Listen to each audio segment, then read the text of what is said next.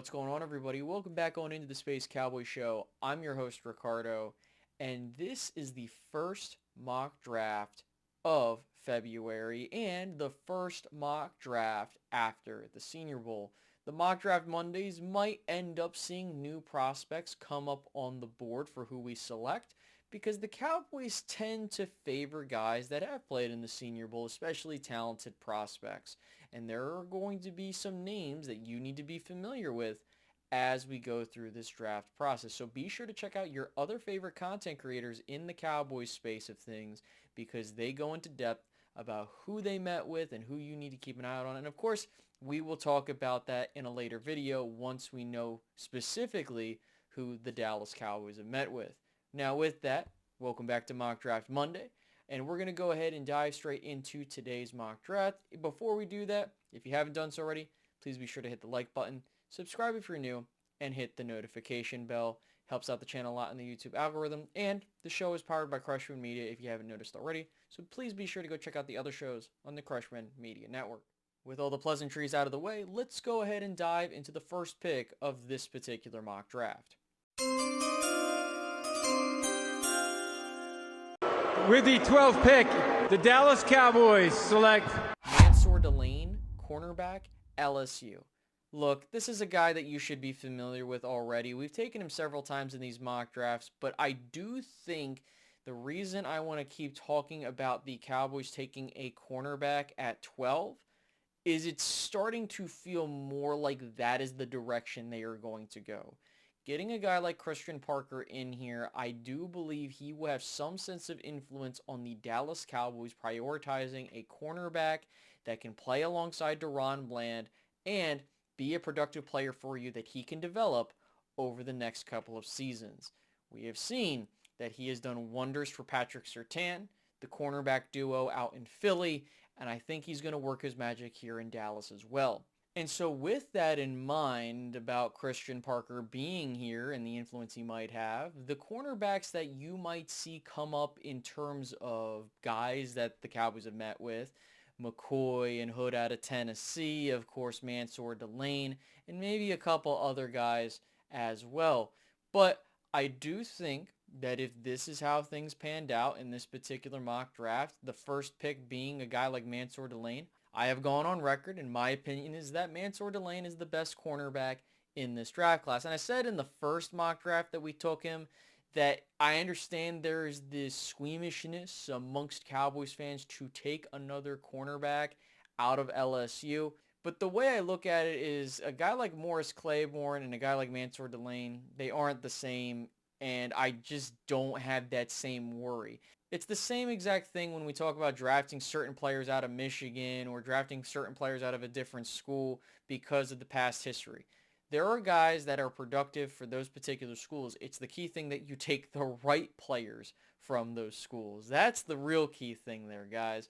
So taking a guy like Mansour Delane, again, I don't really have to dive much deeper to what he's going to bring forward to you as a prospect, because we've talked about it several other times. You can go check out the more detailed conversations in those.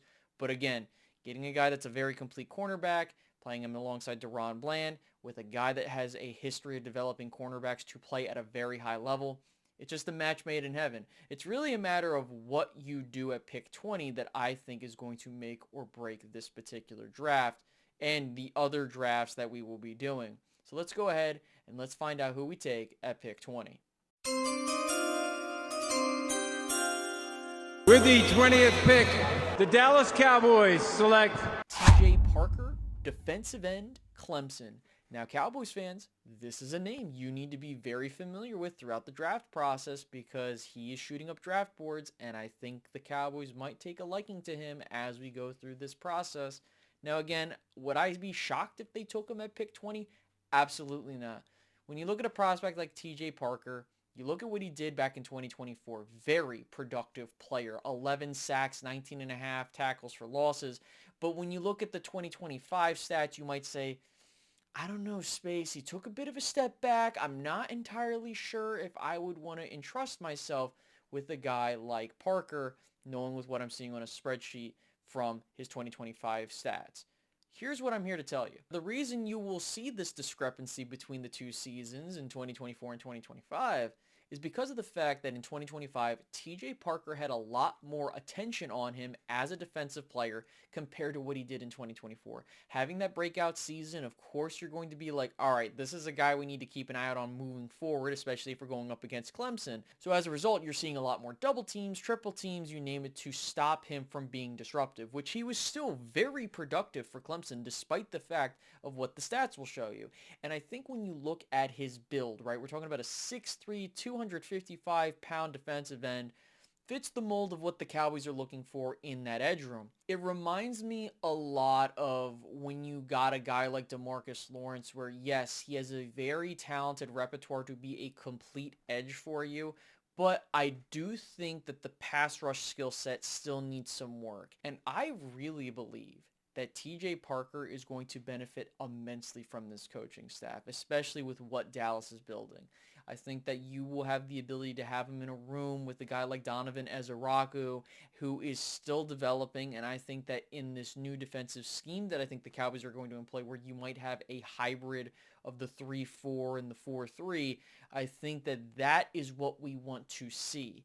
Mainly because of the fact that I think for Donovan Ezeraku, I see him more as a 3-4 linebacker than as a pure defensive end. And knowing how we've seen the Vic Fangio tree develop and the types of schemes they run, you do see some elements of the 3-4 in there. And seeing the coaching staff that the Cowboys are putting together on the defensive side of the ball bringing in, I'm not going to be shocked if we see those types of employments of a 3-4 in some instances during the games during the 2026 season. But the key thing is that getting someone like a TJ Parker, he will be an impactful player day one, but in terms of what you want him to be, again, I see a similar trajectory to that of a DeMarcus Lawrence, where he can step in, be a productive player early on, and then it's going to take him maybe till year 2, even 3, to see that pass rush skill set really hit its mark.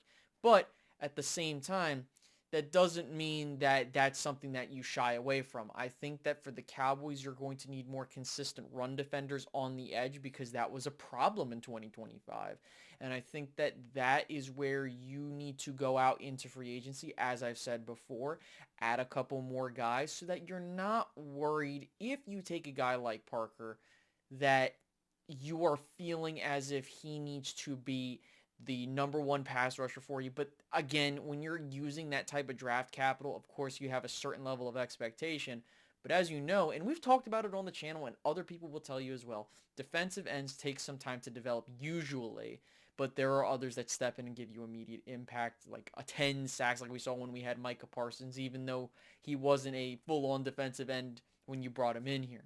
But I digress. I think the Cowboys taking TJ Parker would be a solid move for them, given the situation of you didn't have any other linebackers to take. This was the best edge on the board, and I wouldn't be shocked at that. If the Cowboys go this route, they might even look to trade down, because to me, do I have a first-round grade on TJ Parker? I do, but I wouldn't take him at pick 12. I feel more comfortable between the 20s and even to the 30s, but it really depends on who's on the board at that particular point.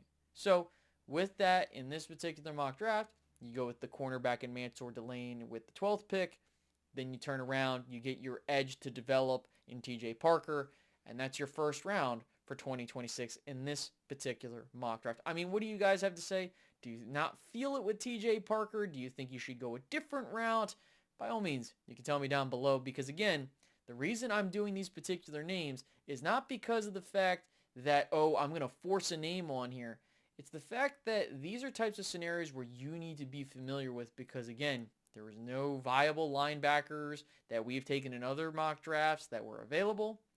And on top of that, with the cornerback room and knowing with what you got, you're going to have to make that sacrifice because you had no edge rushers up there. So I think this is going to possibly be the combination where you're going to take a cornerback and, depending on who's on the board, linebacker or defensive end. So with that, I will leave it there. By all means, tell me down below what you guys would do with the first selections that the Cowboys have in this draft, and I will see you guys in the next one. Have a good one, guys. Goodbye.